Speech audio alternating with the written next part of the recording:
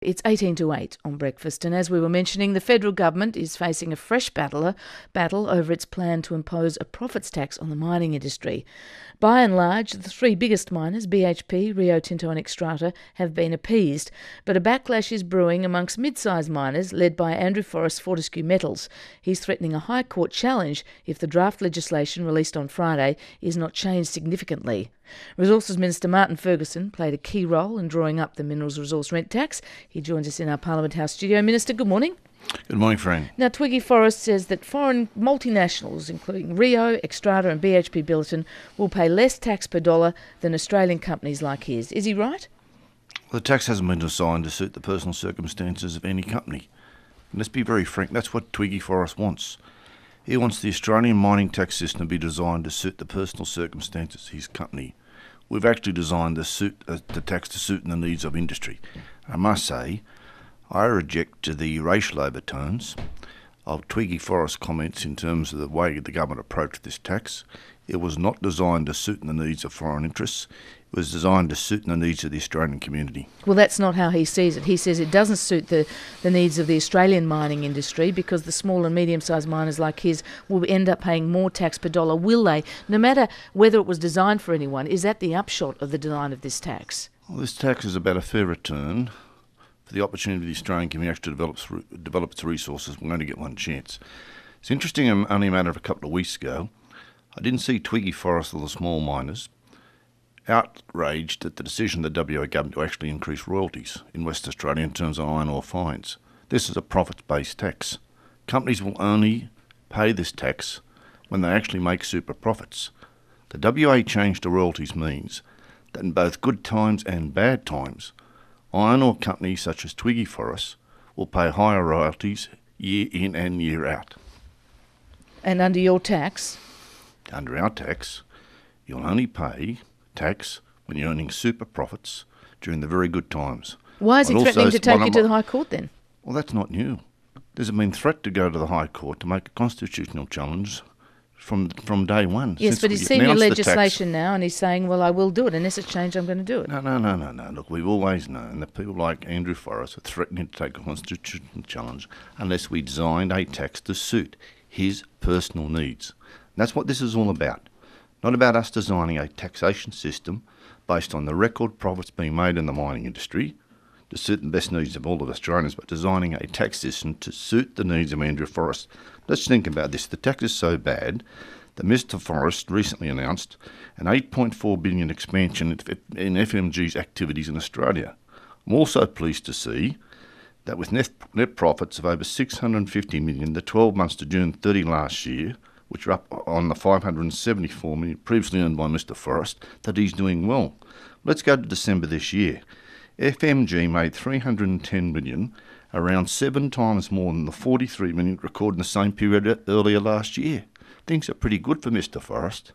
And the truth is, we've designed a tax system in the mining industry that suits the needs of Australia at large, not the needs of one particular company. Why have we designed a profits tax that relates to coal and iron ore, but not to other non-renewables like gold, uranium, copper? I mean, gold, record prices for gold, when this tax won't apply to them. Well, over 90% of the revenue is actually going to come from these three commodities: iron ore, coal and petroleum. That's why we actually designed the system to actually reap the benefits of the huge profits that have been made in a couple of legacies at the moment. But why don't we spread it across? I must say, it's in those three commodities that we expect the revenue of gold to actually continue into the future. Look at the iron ore prices at the moment. Look at the thermal coal and the coking coal. Look at the growth we're actually going to have in LNG out of Australia, because LNG is seen as a clean energy in terms of the climate change debate. We're talking about the growth in coal. The Coal Association has commissioned modelling issued today that warns a carbon tax would force the early closure of 18 coal mines over the next decade, foregoing $22 billion in sales. How does that compare to modelling the government's done? Well, it's not a question of modelling. We accept that there are some gaseous mines that are actually going to be challenged under a carbon tax. Closed? And that's why we are engaged in discussions. No one can rule out a mine or two closing, but can I also say there's a huge expansion actually going on in the coal mining industry at the moment, be it in Queensland or New South Wales. A huge expansion that's going to create record commodity export opportunities and record profits for Australia. So what does the government estimate in terms of how many of these gaseous coal mines might close? Well, we're engaged in discussions trying to actually work with the industry about how we handle these gaseous coal mines. But we also are doing those in the context of record investment in terms of the expansion of the coal mining industry in Australia. It's not going as if we're going to have huge job losses in the coal mining industry, be it this year, next year, or in 10 years' time. Well, the Coal Association says their modelling shows there'll be 4,000 job losses. This industry, as the investment shows, is going to continue to expand. Just look at the demand out of places such as China for metallurgical coal. Have a look at the commodity prices. And the industry knows as well as I, yes, there are going to be a few gaseous mines challenged, but there's also going to be a huge expansion in this industry that's actually going to create jobs over time. It's 12 minutes to 8 on Breakfast. Our guest this morning is Resources Minister Martin Ferguson. Martin Ferguson, Left Faction Senator Doug Cameron says an increase to the rate of the mining tax will be proposed at Labor's National Conference later this year. You're a member of the Left Faction. Do you support that proposal, and what are the chances of success? It's got no hope. We've settled this issue with the mining industry. We took it to the last election, and we will deliver on the agreement with the mining industry. Doug Cameron and members of the left are entitled to their view, but I must say they've got short memories. I couldn't find many of them out there defending the proposal by the government to actually introduce the new mining tax 12 months ago. They were running for cover, especially if they were left-wing marginal seats. So you don't think the pressure from the left faction of the ALP and the Greens, because remember the Greens balance of power payers after July will be wanting this mining tax to be increased too? The left or the Greens are simply say, we went to the election with an agreement with the mining industry.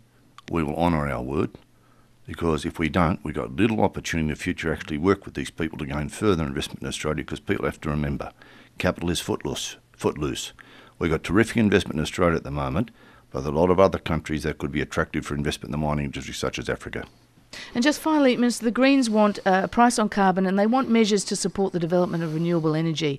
Last Friday, a meeting of state energy ministers rejected that demand. Does that mean existing incentives for renewables will be wound back as the carbon price is introduced? Well, let's be pretty honest about this. We've had a policy position for some time. The way to encourage the renewables sector in Australia as part of reducing CO2 emissions is to put a price on carbon side by side with a renewable energy target of 20% by 2020. The real challenge to Australia, and I might say the international community, is how we actually make the breakthrough on clean energy. That's about R&D and innovation. That's why we've got a $5 billion clean energy fund actually absolutely focused on R&D. It's about how we, for example, commercialise solar thermal. Can we commercialise geothermal? That's what we're focused on. Solar PV is now very, very cheap compared to what it was 2, 3, 4 years ago, because the cost of the manufacture of components out of China has decreased significantly. Hence, solar PV is not a challenge in terms of its commercial deployment. Other clean energy options are highly challenged, and that's why a price on carbon with a renewable energy target supported by government investment in R&D is the appropriate package for the development of clean energy in Australia. Minister, thank you very much for joining us on Breakfast. Thank you. Martin Ferguson, Resources and Energy Minister. It's 10 minutes to 8.